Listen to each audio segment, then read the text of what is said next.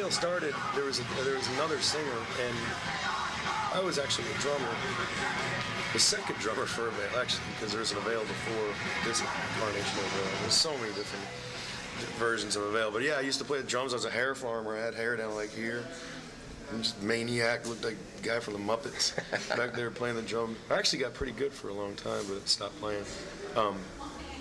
Yeah, so we played shows, and Bo was just like this riddling kid, running all over the place, shaved head, you know, a few tattoos when nobody had tattoos. And he would run around the crowd and kind of always perch next to me when I'd be playing the drums and make sure to break sticks and knock a piece of crap drum set over. He'd pick it up, and he was just always there. And he'd always like the few people who would be at the shows. He was always like doing sign language and spitting on them, like sign language meaning like the lyrics to the songs, like making signs to him, joking around.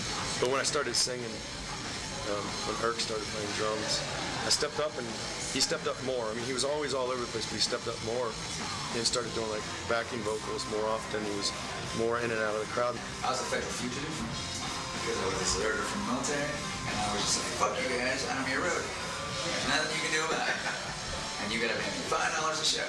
So I kind of did that and set up stuff, and then kind of just stand, kind of like perched down next to him, and he had super long hair and freaking out, and he could literally do this.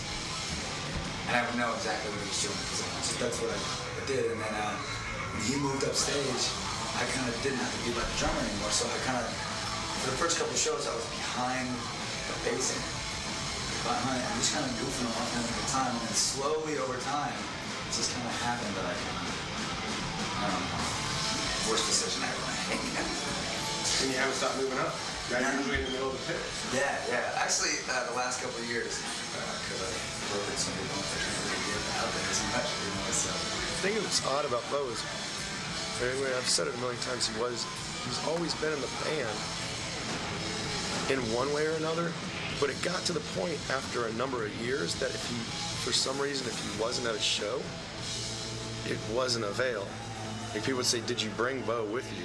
Like back then, because they always expected to see him causing a ruckus at the shows, just raising hell. He's just always been in the band, it's weird. But yeah, he stepped up more, started doing more vocals and whatnot when I came up front too. We grew up together, we've known each other since kindergarten. It's like a natural progression. Bo. We're just kids, basically. I mean, we're just grown-up, gray, horse kids. And that's Avail shows are some of the only shows I can go out and dance and not get murdered at. So it just makes sense to do it that way. So you also somewhat, I hate to use the word manage, but I'm a tour manager.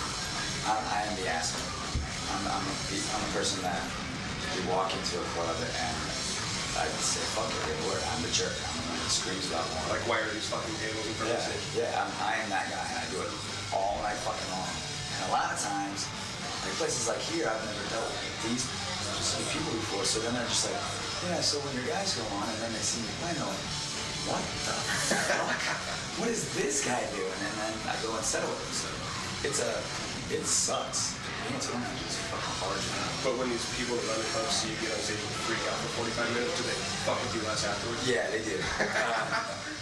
There are very many good stories. The last time we played in Canada, I had to settle with the promoter with a knife and a bat. I opened up my knife, slammed it into the table, put my bat on the stage, and I was right next to me. I was like, "You try to fuck me? I swear to God, I'm gonna kill you.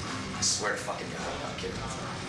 Whoa! I was like, "You don't know anything about the South, do you?" And I was like, "Good. I will fucking kill you if you try to fuck me with my shit." So it's my job, you know. Running over fucking contracts. I gotta carry a fucking briefcase. I got a big thing from my computer for a big door. You know, somebody's got to do it, and you don't really feel like paying someone $500 or $600 a week to do it. And on your list of duties every night is rock out somewhere in the middle? No, that's actually secondary. On the list of duties, it's ridiculous.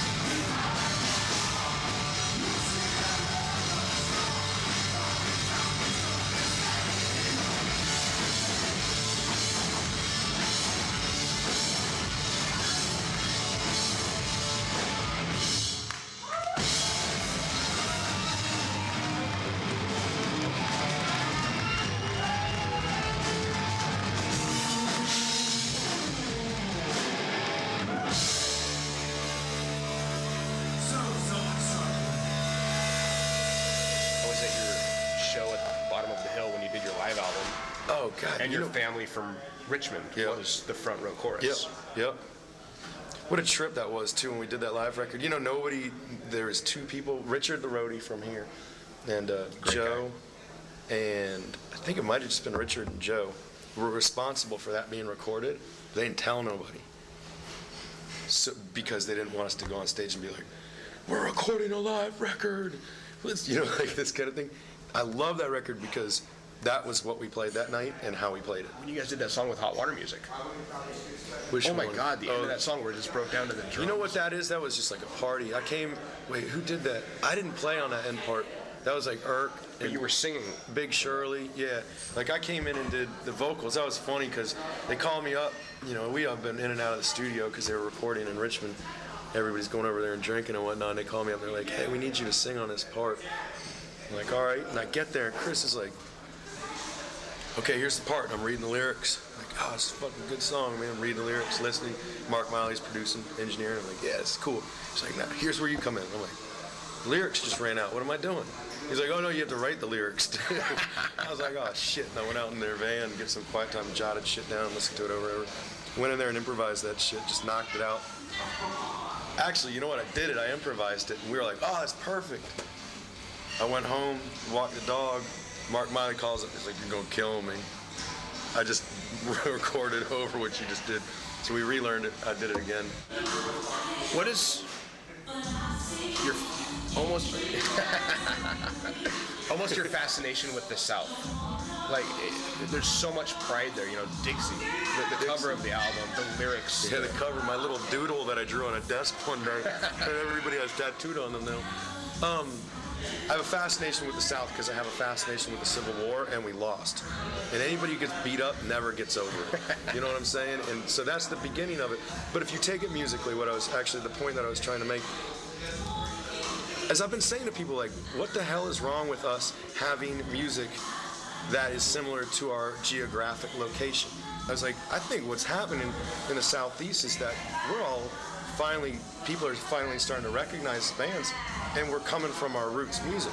Punk is 3 chords, bluegrass is 3 chords, country's 3 chords, and you go right through it. It's like Strike Anywhere has that vibe, Avail has that vibe, Sixer has that vibe. I think finally people in the Southeast are saying, you know what, we like the music that we grew up listening to. We're not going to pretend that we hate country anymore. and we're actually playing it. And that's evident in Avail stuff, and it always has been. Maybe more so now, never. Like, new records got a 45-second slide guitar intro on a song. We have a part we don't know what to do with. We got this huge intro to a song, West Y, and we're like, let's call Matt from Corn Tooth up, buy him a bottle of vodka and see if he'll do some slide guitar, and he shows up. In one take, and we're like, oh my God, here's your vodka. Nice. Good job. Yeah, when did you start hopping freight trains?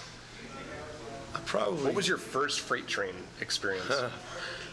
Well, as a kid, I would always, by my grandparents' house, I'd always sit at the train tracks, waiting for trains. I realized this in retrospect, like I was mildly obsessed with them. And there's trains all over Virginia.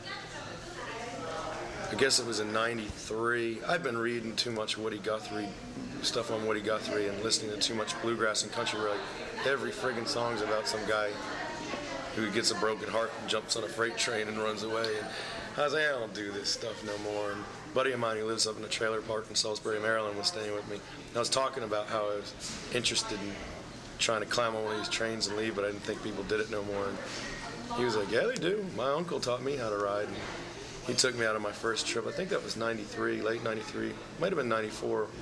I can't stop doing it though. I have one of those problems. I'm gonna be that guy on, bumming change on the street with the big beard and the camo pants on, with alcohol in my breath. It's gonna happen sooner or later. I don't know. Those freight trains. You can't sleep at night when you hear them blowing. And I live 1 block from the river, the James River in Richmond, and the freight train tracks are right next to my house. So the James River subdivision runs east and west, 1/4 mile from my house. About 3 miles down, 2 miles down is the main north and south line that runs over the James River. And then there's another one to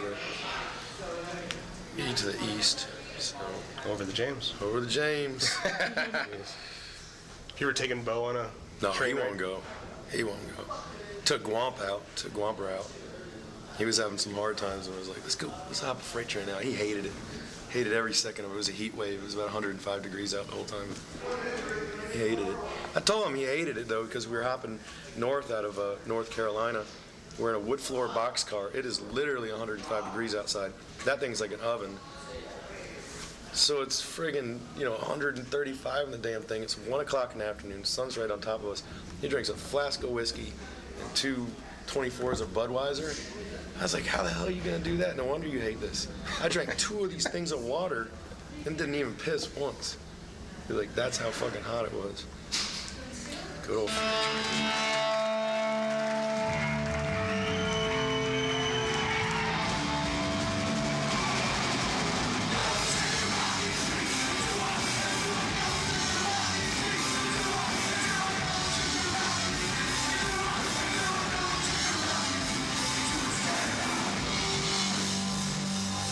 What do you think of the intertwined relationship of Avail and their fans in the live set? It's essential. Like, Did I don't that know just how. happened from the first show? Because people It's freak always out over been it. like that. I don't know how it happened. That's like the most important part of Avail. People always say that Avail is an amazing live band. It is about this much Avail, and it's this much the people who come to the fucking shows. It's like that is the complete truth. Avail, man, you guys are the best band live ever. Like, it didn't strike me until watching this video a while ago. I was like, we suck. Look at all those people. You know what I mean? Look at those people. They're having fun. We totally feed off that. And I don't know how it all works. It's always been like that. I don't know how it happened. I don't know why it happened. I have no idea. But it's like one big band.